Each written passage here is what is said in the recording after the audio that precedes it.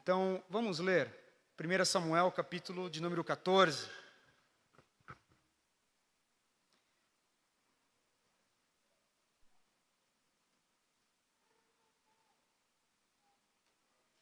Desde já peço oração aos irmãos. Eu não estou me sentindo muito bem lá em casa. As crianças pegaram uma virose, sabe essas viroses de mudança de clima? Então não estou nos meus melhores dias, eu peço que você ore por mim, tá bom? Vamos ler. Eu quero ler somente do verso 24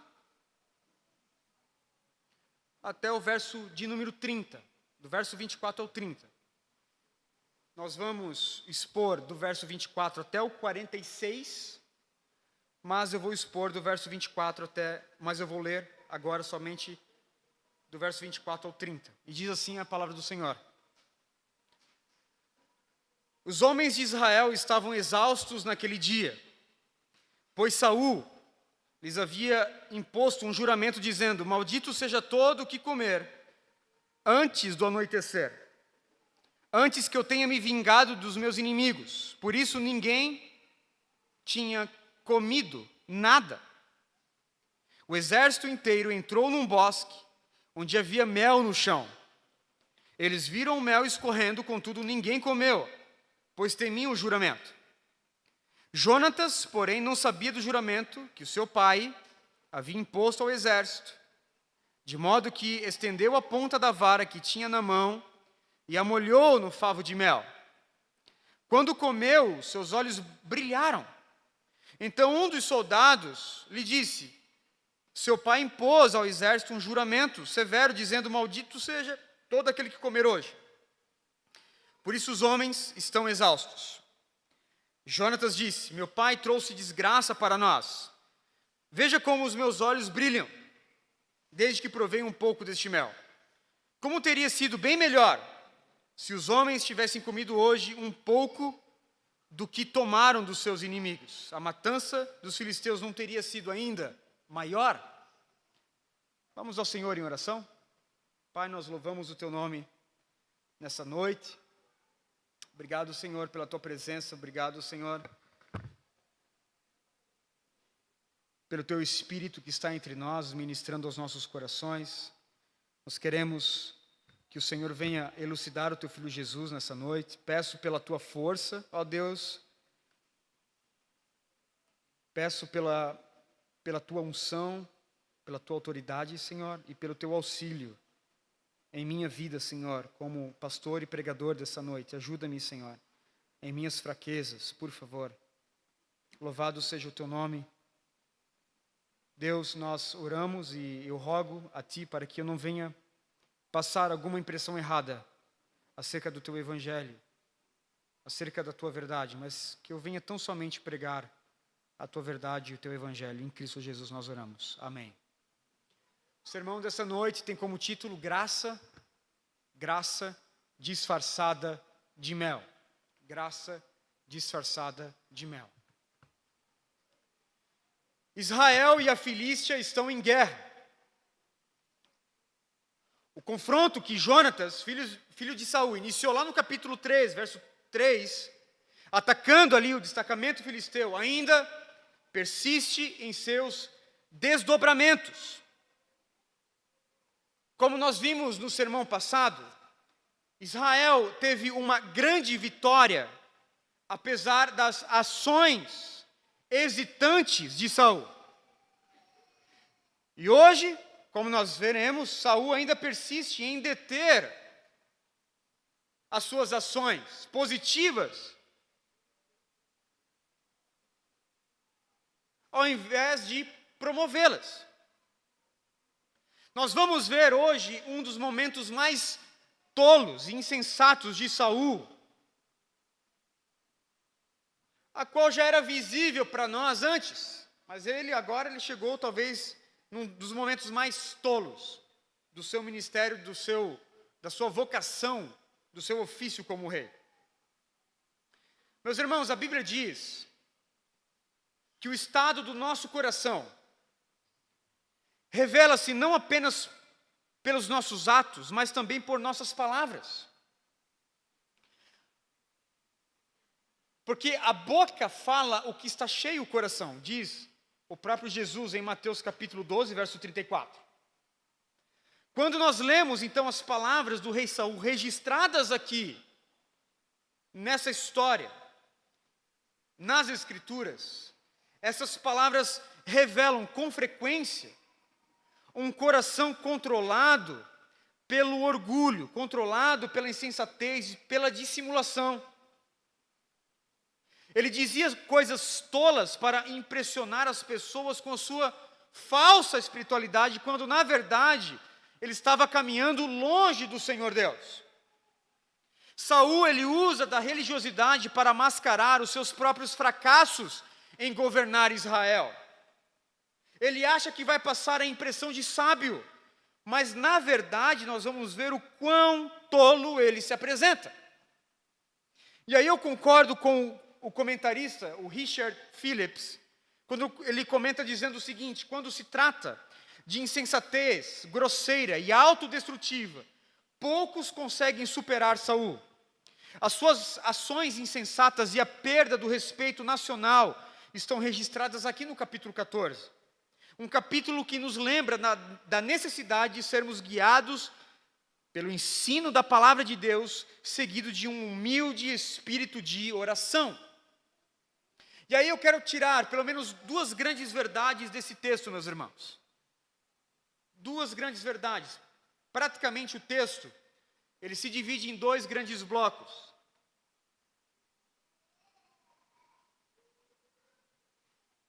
A primeira verdade está entre os versos 24 e o verso 35. Onde nós temos aqui Saul sendo insensato com os seus soldados.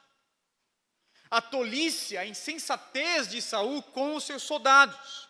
Saul, ele é insensato com os seus soldados, do verso 24 ao verso 35. E o texto, ele inicia dizendo o seguinte: os homens de Israel estavam exaustos naquele dia, pois Saul lhes havia imposto um juramento dizendo: maldito seja todo aquele que comer antes do anoitecer, antes que eu tenha me vingado dos meus inimigos. Por isso ninguém tinha comido ainda.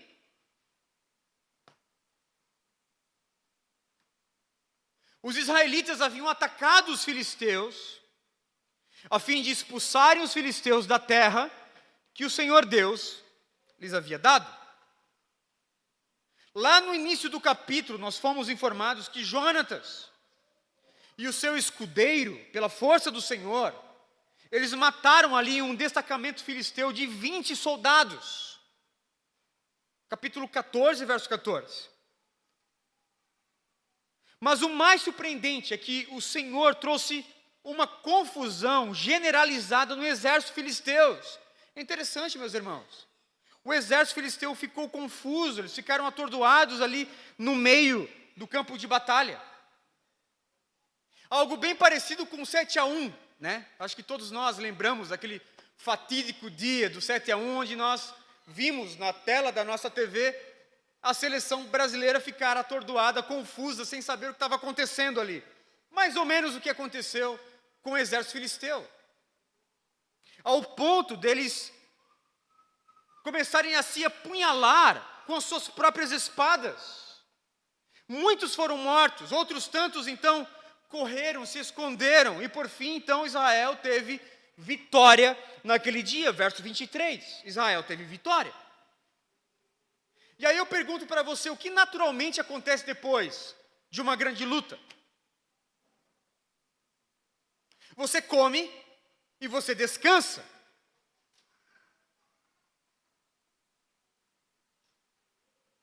Geralmente nós rimos, né? E nós até brincamos, dizendo assim: rapaz, o pedreiro quando vai bater uma laje, é complicado, irmãos.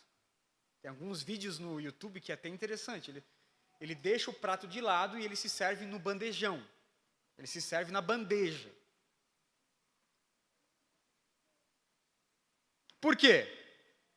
Porque o corpo requer alimento. Quanto mais trabalho, quanto mais energia gasta, mais alimento, mais energia o corpo precisa.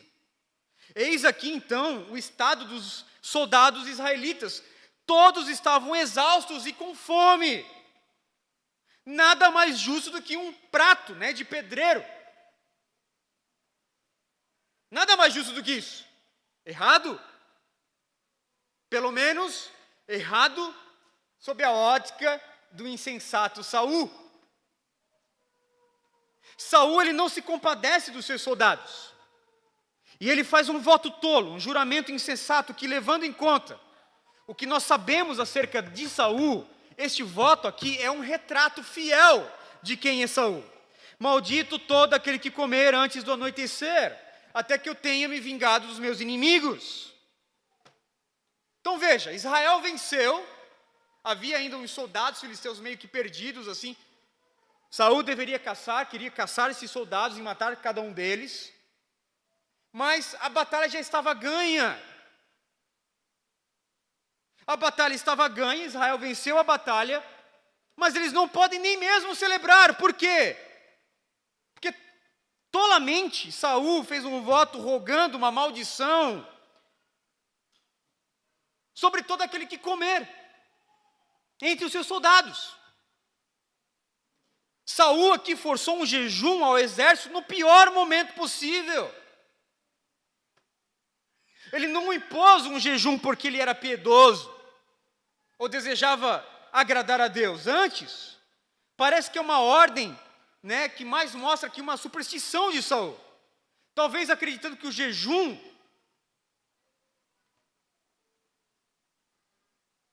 poderia então impressionar o Senhor, a fim de lhe conceder uma vitória ainda maior sobre os filisteus.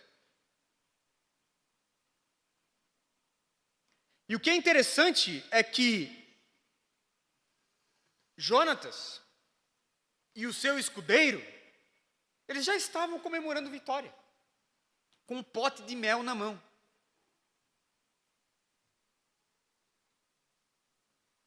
Saul, ele está desatualizado, ele não está conseguindo ver as movimentações do Senhor.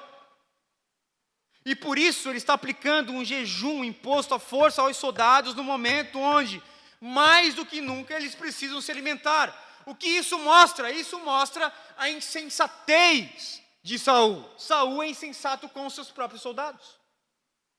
Crianças,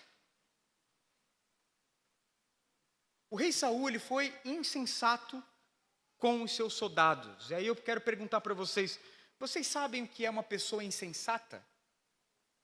Crianças, vocês sabem o que é uma pessoa insensata? Uma pessoa insensata é aquela que faz algo ruim e algo mal, achando que está fazendo algo bom e correto. Pessoas sensatas, pessoas inteligentes, usam o cérebro para agir como Deus deseja, para agir da forma que Deus deseja. Pessoas insensatas são pessoas meio doidas, assim, que ao invés de desejar aquilo que é certo, desejam o que é errado. E Saul queria que os seus soldados ficassem em jejum logo após uma batalha. Olha só que loucura. E aí eu queria que você imaginasse comigo o seguinte: os soldados de Israel, o povo de Deus ali cansado, os soldados cabisbaixos, porque lutaram o dia inteiro, e no final da batalha eles não podem comer nem mesmo um sanduíche. Você gosta de sanduíche de presunto? Então, eles não poderiam comer nem mesmo um sanduíche. Mas veja, crianças, que essa ordem do rei Saul revela o coração de Saul. Saul deu essa ordem aos seus soldados, essa ordem tola, porque ele queria se mostrar alguém superior e até mesmo melhor do que os seus soldados. Ele fez isso porque amava demais a si mesmo e queria ganhar respeito dos seus soldados. E sabe, meus irmãozinhos, minhas irmãzinhas, em nenhum lugar das Escrituras Deus ordena que nós venhamos a correr atrás do respeito das pessoas. Se nós desejarmos que as pessoas gostem de nós, tudo que nós precisamos fazer é obedecer ao Senhor e confiar em Jesus. Algo que Saul não fez neste momento. E aí eu queria que vocês desenhassem para mim alguns soldados bem magrinhos, tristes ali, com fome, por causa da ordem de Saul. Tá bom? Pode desenhar aí para mim uns soldados assim magrinhos, cabisbaixos, tristes, por causa dessa ordem aqui tola de Saul. Meus irmãos, o narrador continua lá no verso 25, ele diz o seguinte, leia comigo: o exército inteiro entrou num bosque, onde havia mel no chão. Eles viram o mel escorrendo, contudo ninguém comeu, pois temiam o juramento. Jonatas, porém, não sabia do juramento, pois seu pai havia imposto ao exército de modo que estendeu a ponta da vara que tinha na mão e a molhou num favo de mel. E quando comeu, os seus olhos brilharam. Muito provavelmente, no fim da tarde, Jonatas então encontrou-se com um exército que estava acampado aqui num bosque. Todos os soldados haviam visto o mel, escorrendo ali pelas árvores e caindo ao chão.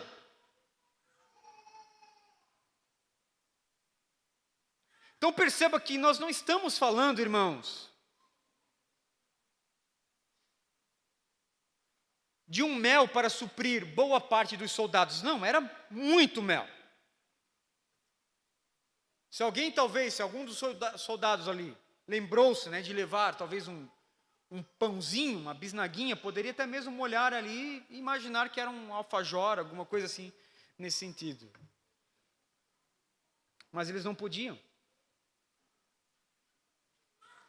pois estavam debaixo de um juramento do rei Saul. Contudo, Jonatas, que não sabia do voto do seu pai, comeu um pouco desse mel. Ele nem mesmo se deu ao luxo de baixar e pegar. Talvez o favo de mel era tão grande que ele, com a ponta da vara, ele trouxe. E comeu desse mel até se lambuzar. E diz o texto que neste momento os olhos brilharam, isto é, as suas forças, as suas energias foram revigoradas. O aspecto cansado e abatido pelo esforço da batalha foi transformado pelo simples fato de comer um pouco de mel.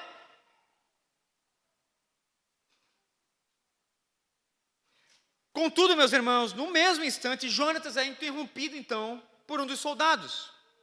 O seu pai impôs ao exército um juramento severo, dizendo: maldito seja todo aquele que comer hoje. E é por isso que todos nós estamos exaustos. Mas Jonatas disse: meu pai trouxe desgraça para nós. Veja como os meus olhos brilham desde que provei um pouco deste mel. Como teria sido bem melhor se os homens tivessem comido hoje um pouco do que tomaram dos seus inimigos. A matança dos filisteus não teria sido ainda maior. Sabe o que Jonatas está dizendo aqui? Que os israelitas perderam a oportunidade de desfrutar de uma vitória ainda maior.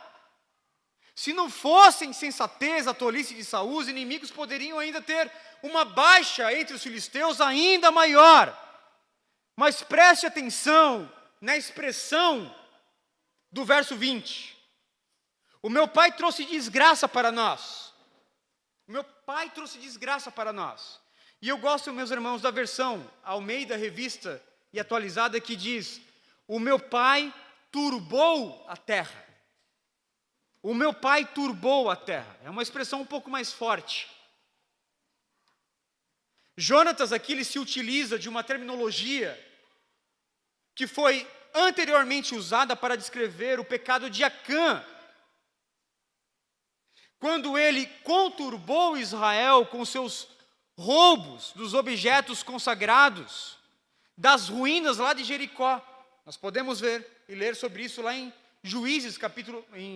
em Josué capítulo 7, a partir do verso 25. E na ocasião ali do pecado de Acã, Deus freou a sua bênção sobre Israel por causa do pecado de Acã. Ele turbou Israel. E aqui, em 1 Samuel capítulo 14, verso 29, Jonatas, que conhecia muito bem o coração do seu pai, a insensatez do seu pai, ele se utiliza exatamente dessa mesma palavra aqui, para descrever o pecado de Saul. O efeito prático da ordem poderia ser visto sobre qualquer um. Por que ele trouxe desgraça? Turbou os soldados. Sob a liderança de Saul, o exército estava cansado. Ele era o rei. Eles estavam cansados, eles estavam exaustos, eles estavam com fome.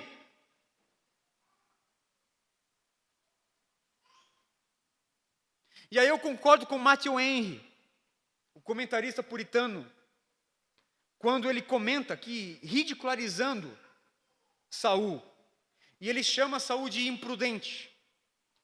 Pois se Saul ganhou o tempo, perdeu força, então ele é imprudente. Mas Saul não é somente imprudente, Saul também é despótico, pois proibi-los de se banquetear seria elogiável, mas proibi-los de comer, mesmo num estado tão famintos, foi bárbaro. E foi ímpio, por reforçar a proibição com uma maldição e um juramento. E aí o Matthew Henry pergunta, será que não teria uma punição menor do que uma anátema de sustentar uma disciplina militar?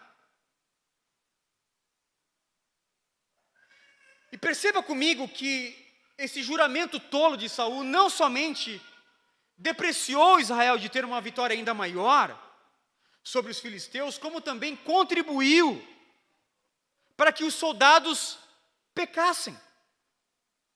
Veja o verso 31 e 32. Naquele dia, depois de derrotar os filisteus, desde Miquimás até Aijalon, os israelitas estavam completamente exaustos. Então eles se lançaram sobre os despojos e pegaram ovelhas, bois e bezerros, e mataram-nos ali mesmo, e comeram carne com o sangue.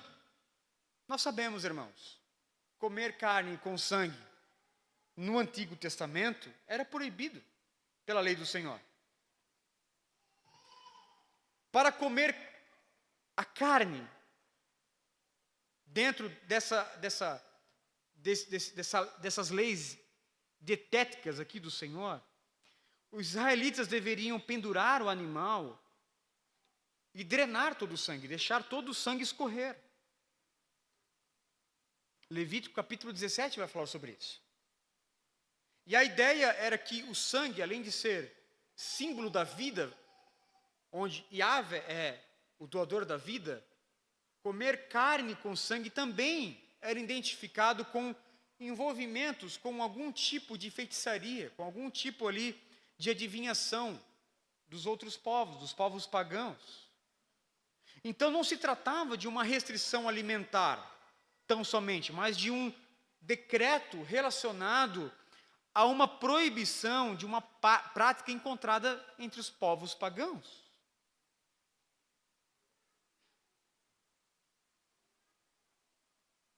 Saul poderia simplesmente ter parado aí, mas ele continua, meus irmãos, com a sua insensatez.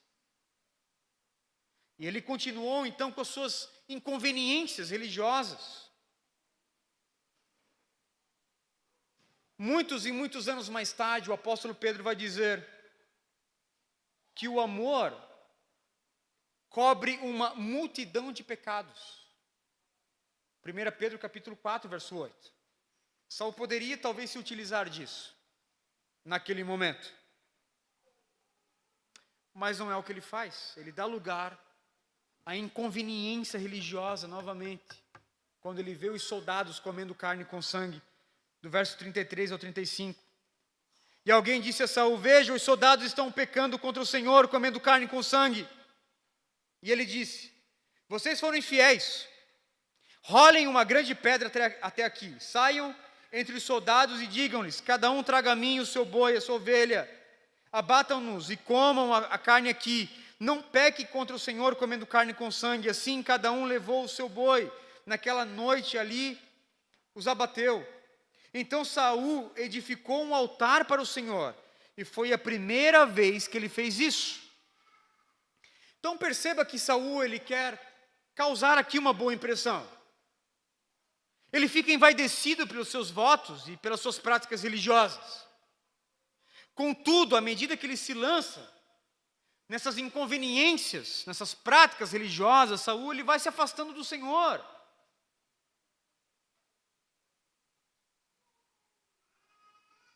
Novamente, o Matthew Henry, ele faz um sábio comentário, dizendo que Saul estava se afastando de Deus. No entanto, começou a construir altares. Veja, ele estava se afastando do Senhor, mas construindo altares, sendo mais zeloso pela forma da piedade do que sendo mais zeloso pela forma de piedade, quando ao mesmo tempo ele estava negando o poder dessa piedade, negando o poder dessas práticas. Mas veja que em nenhum momento Saul ele mostrou sinais claros de um verdadeiro arrependimento, convicção de pecado. Saul ele só quer ostentar. Ostentar agora edificando altares ao Senhor Deus. O seu senso religioso, ele é guiado pela insensatez e pelo medo. Ele sente apenas que os seus próprios interesses ali como rei está em perigo. E esse é o motivo egoísta, então, que o faz ser mais religioso, mais piedoso, entre aspas. E aí eu me dirijo novamente para as crianças. Crianças, veja comigo que o filho de Saul, Jonatas, chegou onde os soldados estavam, onde esses soldados famintos estavam. Mas veja, crianças, que ele não sabia que o seu pai, o rei Saul, havia dado aquela ordem, então, para não comer nada. E o que acontece? Jonatas chegou entre os soldados e comeu um pouco de mel. Ele achou ali um pote de mel no chão.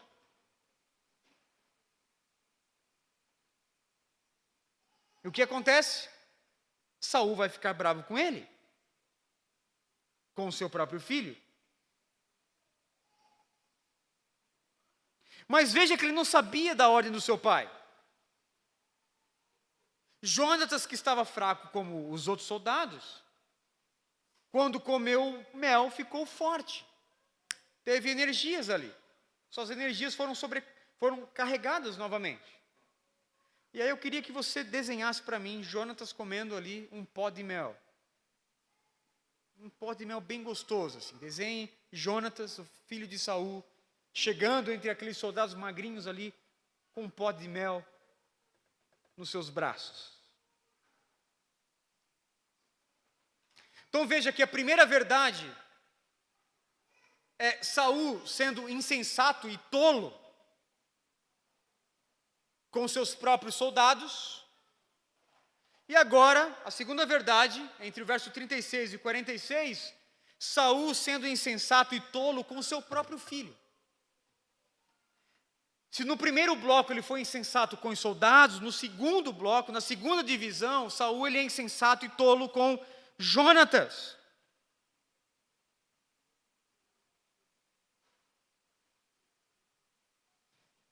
Verso 36, Saul disse ainda: desçamos atrás dos filisteus à noite e os saqueemos até o amanhecer, e não deixemos vivo nenhum só deles. E eles responderam: faz o que achares melhor.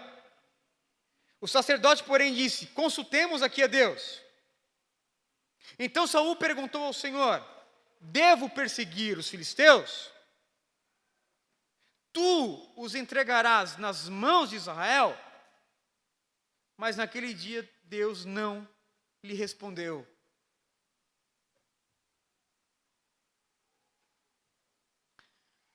Saul e seus soldados estão se preparando para um novo ataque. O sacerdote Aías, conhecendo a imprudência, a tolice do rei, chega até Saul e dá um bom conselho: olha, antes de realizar um novo ataque, vamos consultar o Senhor, vamos orar, né? Quem sabe? Senhor vai responder. Saul busca o Senhor, recorre ao Senhor, contudo, Deus não respondeu. Na verdade, Deus respondeu com o silêncio, que naquela ocasião era uma demonstração, era um sinal claro da sua indisposição a Saul e ao ataque. Agora imagine comigo o efeito negativo desse silêncio do Senhor Deus entre as tropas de Saul, que estavam ali se preparando para o ataque. Os soldados estão sendo liderados por um homem tolo, que recebeu da parte de Deus uma resposta em silêncio.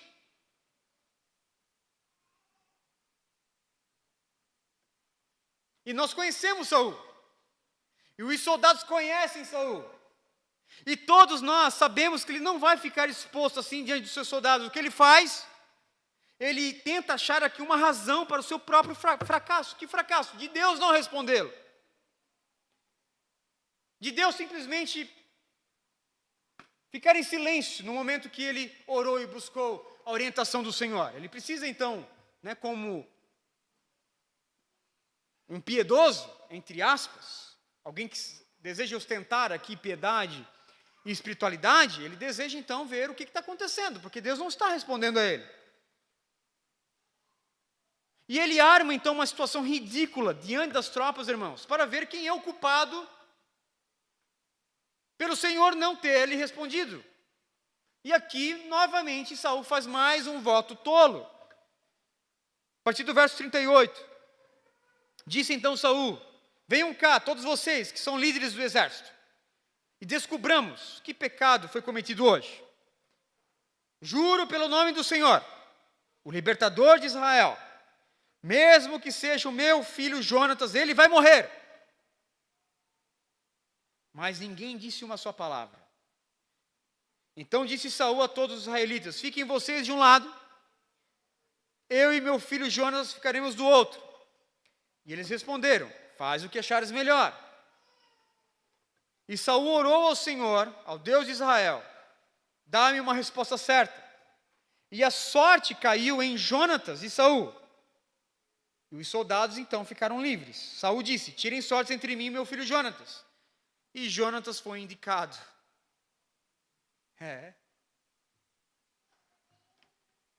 Meus irmãos, no Antigo Testamento, uma das formas que Deus se utilizava para revelar a sua vontade, principalmente para resolver ali dilemas, algumas situações entre sim e não, era com o uso de um instrumento chamado Urim e Tumim, que é envolto de mistério. Mas o que nós sabemos é que esses instrumentos que ficavam ali na estola sacerdotal eram um instrumento que possibilitava que os sacerdotes interpretassem a vontade de Deus a respeito de um determinado assunto. Basicamente, era um lançar de sortes que apontava o conselho de Deus e o juízo de Deus dentro de uma causa. As sortes foram lançadas. E veja bem, caiu sobre Jonatas. No verso 43. E Jonatas se mostra pronto para morrer. Estou pronto para morrer. E ele diz a verdade: sim, fui eu que comi o mel. Qual é o problema? Qual é o problema de comer o mel? Estou pronto para morrer, se essa for a vontade de Deus. Então veja que as sortes caíram para Jonatas, mas, meus irmãos, a gente não vê nenhum pecado nesse jovem. Será mesmo que foi o Senhor que, por meio das sortes, apontou Jonatas como um pecador? Ou será possível então que o Senhor tenha atendido o pedido de Saul para que o próprio juízo de Saul aumentasse? Eu creio então que esta seja a melhor alternativa. Nós não sabemos ao certo. O que nós sabemos é que Jonatas, que já começava então a ser visto como uma liderança entre os soldados, é salvo pelos soldados. Versos 45 e 46, os soldados, porém, disseram a Saul: será que Jonatas, que trouxe essa grande libertação para Israel, deve morrer? Nunca! Juramos pelo nome do Senhor, nem um só cabelo da sua cabeça cairá ao chão, pois ele fez isso hoje com o auxílio de Deus. Então os homens resgataram Jonatas, e ele não foi morto, e Saul parou de perseguir os filisteus, e eles voltaram para a sua própria terra. Meus irmãos, é um capítulo cheio de juramento, né? É cheio de voto, é cheio de juramento, e esse juramento aqui dos soldados meio que suplanta um outro juramento. Veja comigo que os votos dos soldados em favor de Jonatas é o que salva Jonatas do cumprimento do juramento de Saul. Porque ele disse: quem pecou vai morrer, ainda que seja meu filho. O fato é, meus irmãos, que quando a questão foi resolvida, era tarde demais para perseguir os filisteus. Veja. Saul simplesmente parou de perseguir os filisteus, verso 46. Saul e os seus homens se retiraram. Sabe o que o narrador está dizendo com isso? Novamente ele está dizendo: Saul perdeu uma grande oportunidade. Novamente, por um tolo juramento, por um voto insensato, Saul perdeu a oportunidade de ter uma vitória ainda maior sobre os seus inimigos. No primeiro voto, ele não teve uma vitória ainda maior porque os seus soldados estavam exaustos. No segundo voto, quase matou o vencedor da batalha, o seu próprio filho. E ambos os votos aqui, Saul perdeu a oportunidade de ter uma vitória ainda maior.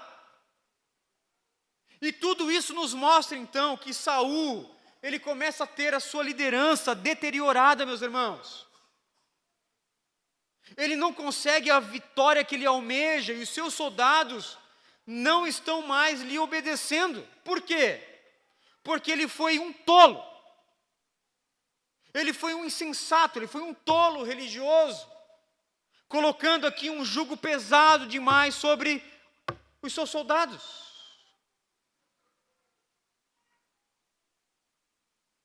E nesse segundo voto, é interessante, porque Saul ele se apresenta como um Jefté. Lá de Juízes capítulo 11, talvez você comece a lembrar da história de Jefté. Jefté, o comandante do exército de Israel, vai para a guerra contra os amonitas. Ele diz o seguinte: olha o voto de Jefté: Senhor, se tu deres os amonitas nas nossas mãos, se o Senhor der vitória para o meu exército, para o exército de Israel, eu faço um voto contigo. E o voto é o seguinte: eu vou oferecer em holocausto, eu vou sacrificar a primeira pessoa que eu ver saindo da minha tenda.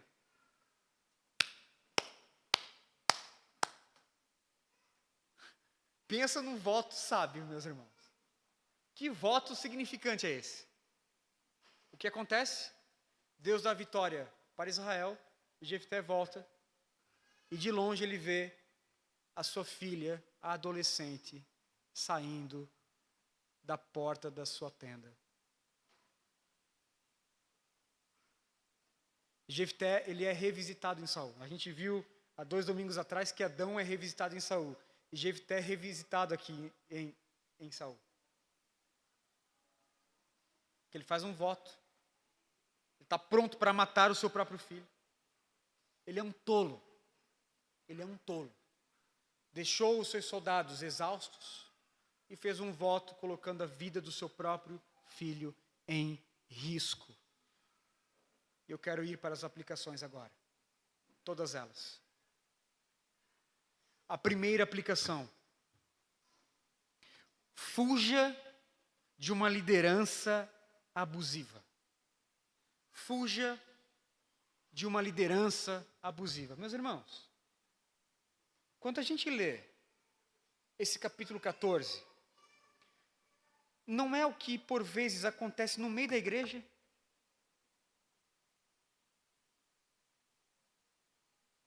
É o que a gente consegue ver.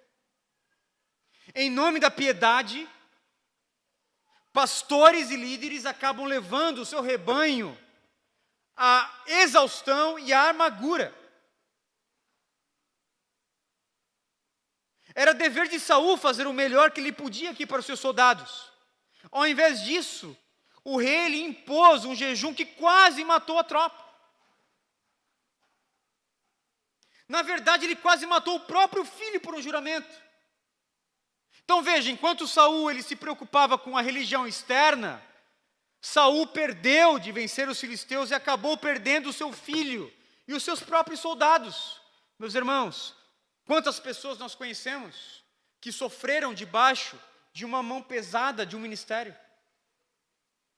Quantas pessoas que nós conhecemos que carregam até hoje marcas de abusos de pastores que as oprimiram?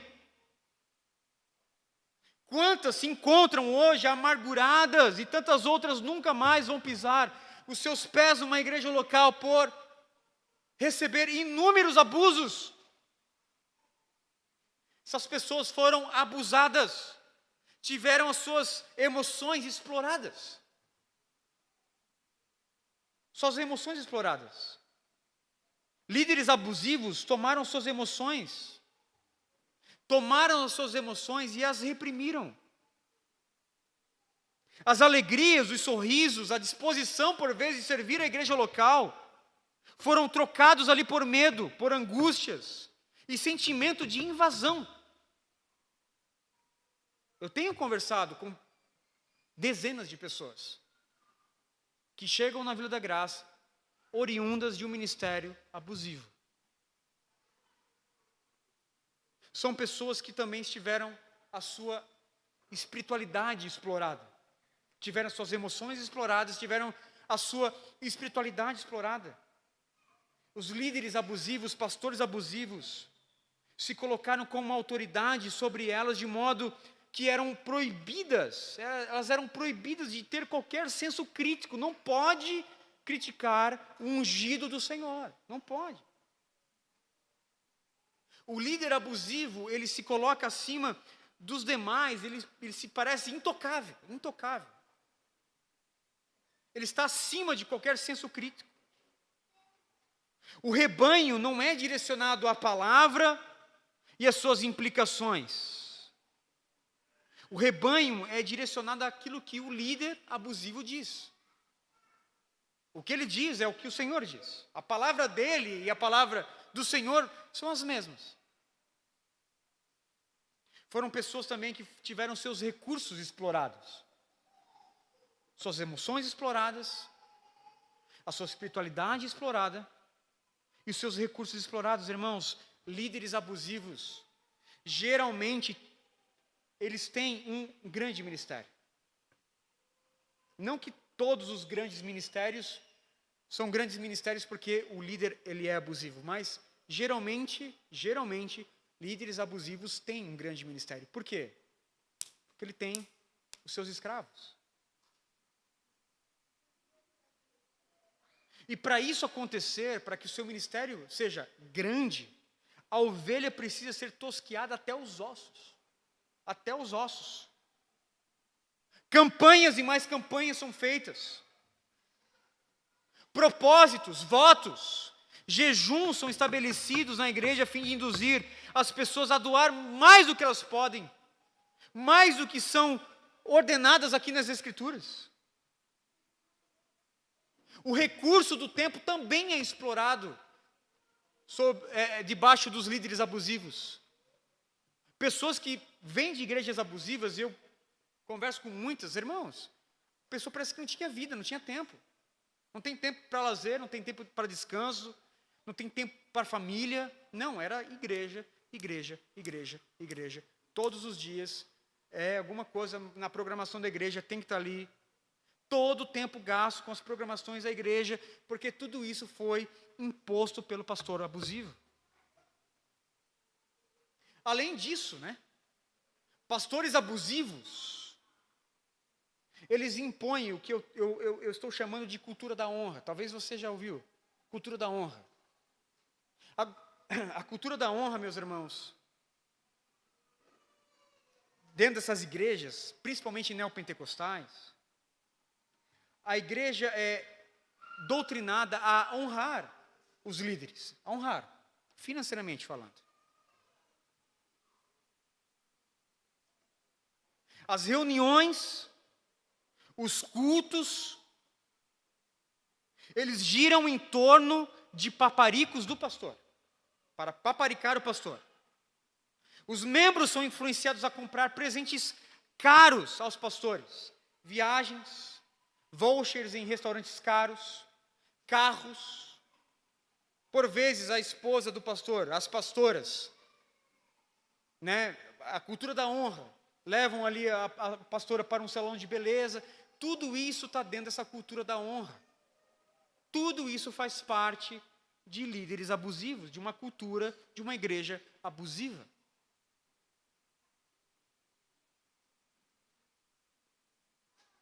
O que seria isso, meus irmãos? Se não uma igreja abusiva?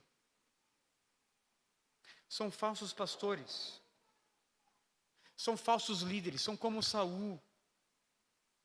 Foram rejeitados pelo Senhor, porque perverteram o evangelho e fizeram dos seus ouvintes massa de manobra para tirar dos seus ouvintes dinheiro, privilégio e reconhecimento.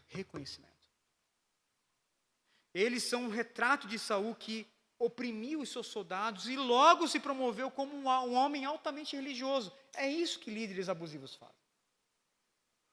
Então fuja de líderes abusivos. Fuja. Fuja de igrejas abusivas. Em segundo lugar, segunda aplicação, fuja de ser um líder abusivo dentro da sua casa.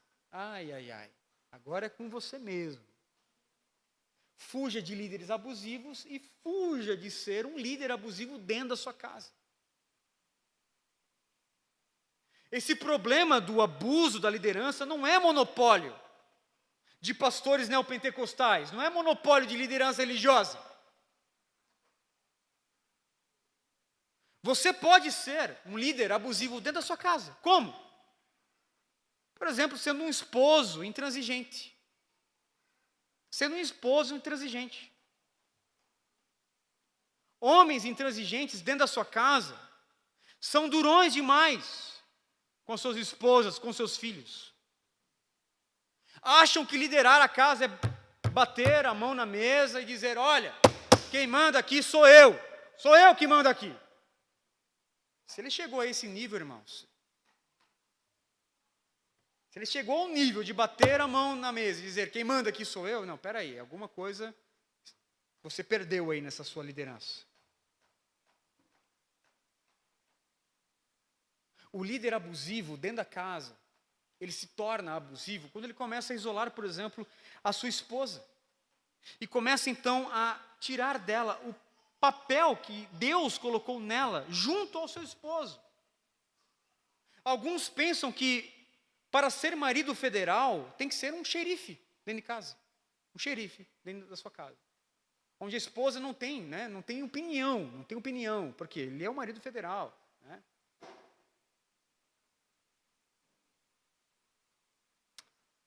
Meus irmãos, é muito complicado. Porque, ao invés do casamento ser uma história real, de dois pecadores aprendendo o caminho do Evangelho, um casamento assim vira um bang-bang, um filme de faroeste, onde o esposo é o xerife, é o juiz e o carrasco, e a esposa, por vezes, é a vilã. Ao contrário, também é verdade. Né? Por vezes, é a esposa que é a xerife, né? E ela diz: quem manda aqui em casa sou eu. Né? Complicado. Mas esse problema não é tão somente do esposo xerifão, da esposa xerifona. É também do pai e da mãe, que exerce uma liderança sobre seus filhos que vai além daquilo que o Evangelho permite. Você pode ser revisitado por Saul lá dentro da sua casa, quando você leva os seus filhos à exaustão e ao cansaço, colocando sobre eles um jugo, uma liderança que vai além daquilo que o Evangelho permite. Aí eu pergunto aos irmãos, será que os nossos filhos precisam ser corrigidos e precisam ser punidos todo o tempo? Todo o tempo? Será que entre os filhos do pacto não há liberdade para erros e recomeços, irmãos? Será que entre os nossos filhos não há espaço para perdão e graça? Eles precisam de punição sempre. Será? Será que Deus faz isso com você? Será que Deus te pune sempre? Eu sei que Deus disciplina. E aqui não estou dizendo que você não deve disciplinar o seu filho. Não, você deve. O que eu estou dizendo é que há espaço para graça, há espaço para misericórdia, há espaço para perdão, sempre dentro do limite que Deus estabeleceu. Porque por vezes, ao invés de você crescer com o seu filho tendo uma referência como pai, você pode perder o seu filho. Que você pesou demais a mão. Você foi além da cota que Deus estabeleceu. Os nossos filhos, meus irmãos, precisam ver em nós o Evangelho. Os nossos filhos precisam ver em nós graça e não legalismo. Tenhamos cuidado. Em terceiro lugar, não há barganhas com o Senhor Deus. Não há barganhas com o Senhor Deus. Uma outra lição importante que alcança os nossos corações nessa noite é a seguinte: Deus não pode ser comprado por mera religião externa. E de acordo com aquilo que nós estamos lendo aqui, Saul estava cada vez mais longe do Senhor. E curiosamente, ele também estava cada vez mais religioso. Mais distante, só que cada vez mais religioso.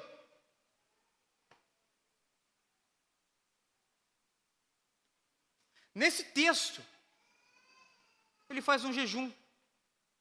Ele fala de pecado. Saul até mesmo constrói um altar para o Senhor. Tudo isso, porém, era apenas uma religião externa, um desejo de comprar o favor de Deus. Meus irmãos, não é assim que nós devemos proceder, não é assim dentro das regras do Evangelho. Não se compra salvação, você a recebe. Não se conquista o favor de Deus.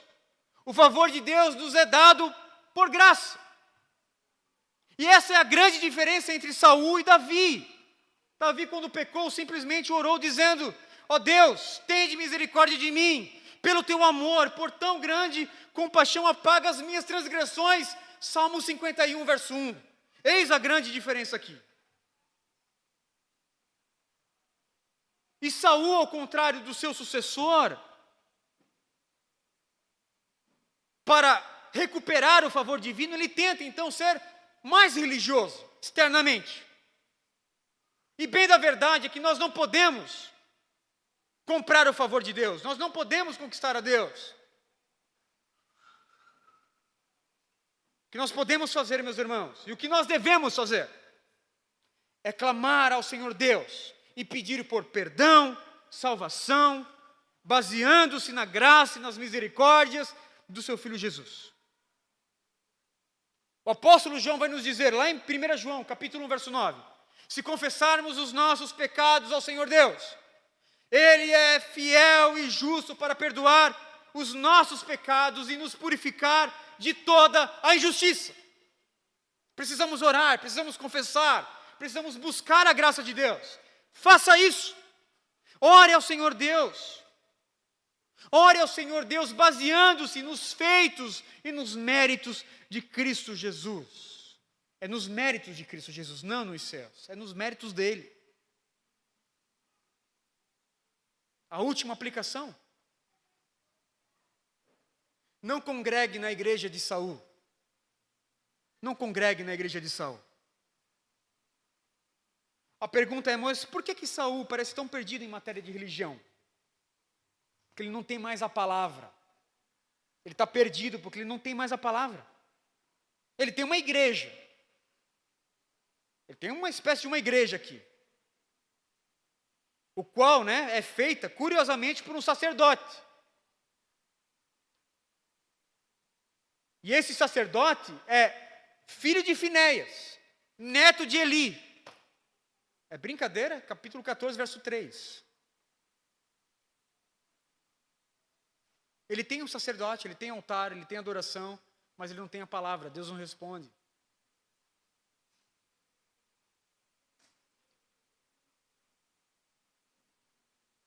Ele desejou andar com os sacerdotes que Deus rejeitou. A gente lembra do que Deus prometeu para a família de Eli. Deus rejeitou os sacerdotes da família de Eli, mas Saul desejou andar com eles. E veja, Samuel estava presente. Não é interessante isso? Ele desejou andar com o neto de Eli, com os filhos de Finéias, que eram líderes ali abusivos, corruptos, imorais sexualmente, e abandonou a liderança de Samuel. Ele não tem a palavra, meus irmãos. Sabe o que isso quer dizer? Que Saul, ele preferiu uma igreja com tudo, menos com a palavra. Preferiu andar com um sacerdote rejeitado pelo Senhor. Ele preferiu caminhos que o levaram ao silêncio de Deus. Você não tem a palavra de Deus aqui. Havia sacerdote, mas Deus não falava. Havia adoração, mas encharcada de legalismo. Não é o que por vezes nós encontramos em nossos dias? Há muitas igrejas. Há milhares de pastores. No entanto, boa parte deles, a maioria deles estão completamente perdidos. Não conhecem a vontade do Senhor. São pastores que não sabem falar com propriedade as doutrinas elementares da fé. Neemias está aqui e não me deixa mentir.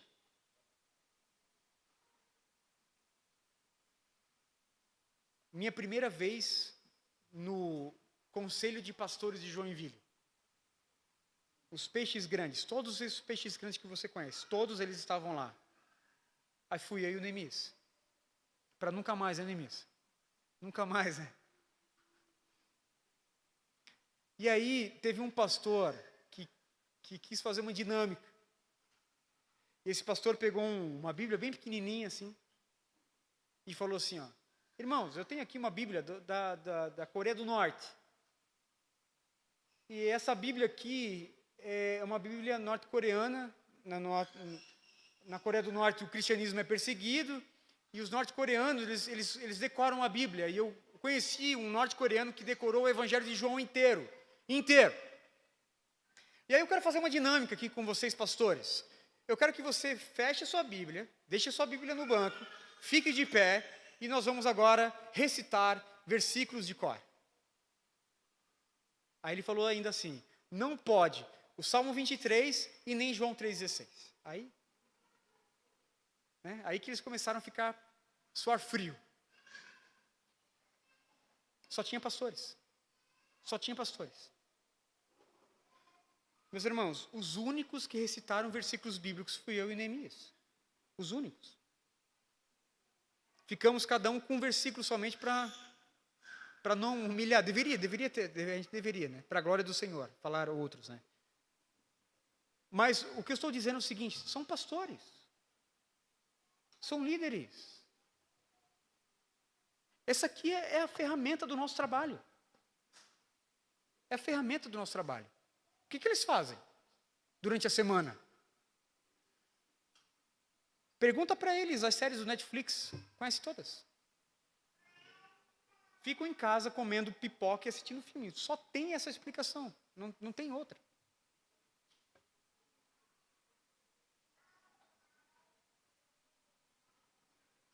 E aí quando recorrem ao Senhor Deus, Deus está em silêncio. Tem igreja, tem sacerdote, tem culto, mas não tem a palavra. Quiseram andar com sacerdotes rejeitados pelo Senhor Deus. Que o Senhor o nosso Deus,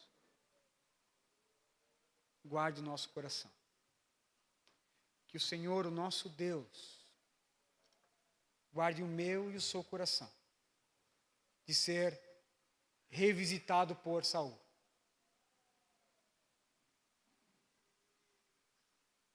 Amém, meus irmãos?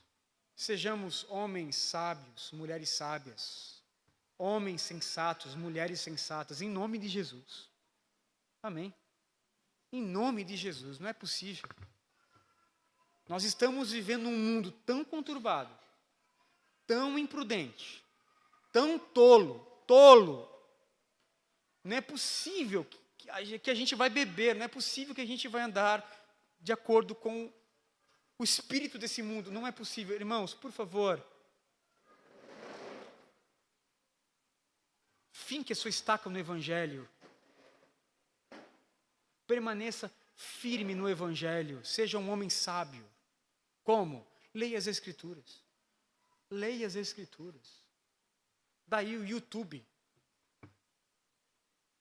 Os nossos grandes heróis, né, da pregação, John Piper, John MacArthur e tantos outros, há 30 anos atrás, eles não tinham YouTube. Você consegue ver qualquer pregação, em qualquer momento do dia. Está ali. Talvez, dependendo do fuso horário, a pregação do John MacArthur de hoje já vai estar na internet quando você chegar em casa. Você pode ouvir, você pode beber desses homens. Seja prudente, seja sábio. Ouça esses homens. Leia as Escrituras. Faça um voto ao Senhor Deus. Eu quero andar com pessoas piedosas. Saul quis andar com os netos de Eli. E com Samuel ali, ande com pessoas piedosas. Amém, meus irmãos? Vamos orar ao Senhor Deus. Pai, nós louvamos o Teu nome nessa noite e nós rendemos graças a Ti. Te glorificamos, ó Deus, uma vez mais. Te agradecemos pela exposição do Teu Evangelho. Te agradecemos e louvamos o Teu nome por essa mensagem, Senhor. Ajuda-nos, ó Deus, a sermos corajosos, a depender da Tua graça, da Tua misericórdia, tal como Jonatas fez. Ó Deus, se esbaldando aqui com o mel da Tua graça, recorrendo, ó Deus, ao Espírito da graça, ao Espírito do perdão, da misericórdia. Por favor, ajuda-nos para a glória do Teu nome. É assim que nós oramos. Amém. Meus irmãos, vamos contribuir.